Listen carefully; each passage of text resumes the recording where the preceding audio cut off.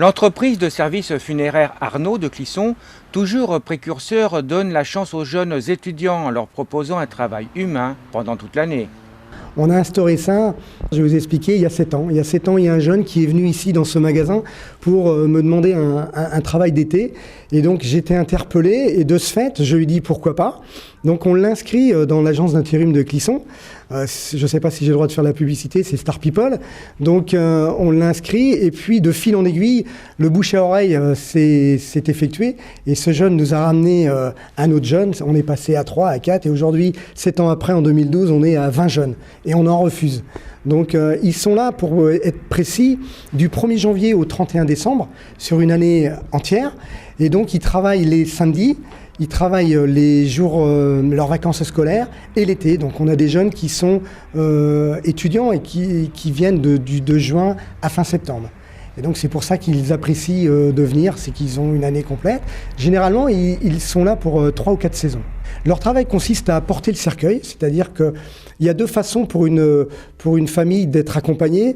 Il y a soit les porteurs de famille, et là on y va à 2, un maître de cérémonie et un assistant funéraire, ou alors lorsqu'ils souhaitent que ce soit les porteurs professionnels, on a le maître de cérémonie et 4 porteurs qui portent le cercueil à l'épaule.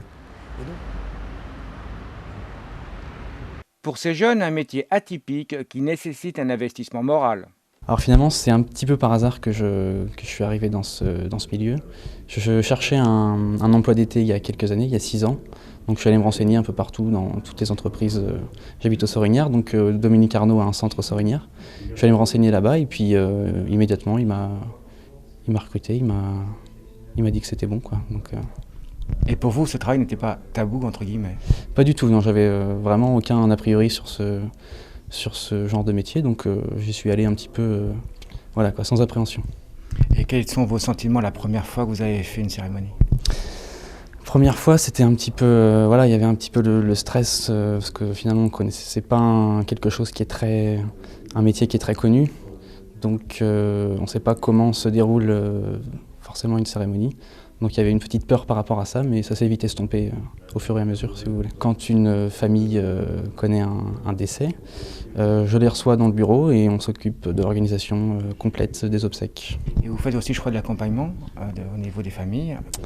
Là, c'est vraiment quelque chose qui n'a rien à voir avec le portage en cérémonie, finalement. C'est presque c'est pas un autre métier, mais c'est totalement différent des cérémonies qu'on peut connaître. Donc c'est assez difficile de réapprendre finalement à faire cette chose-là, quoi. Tout ce qui est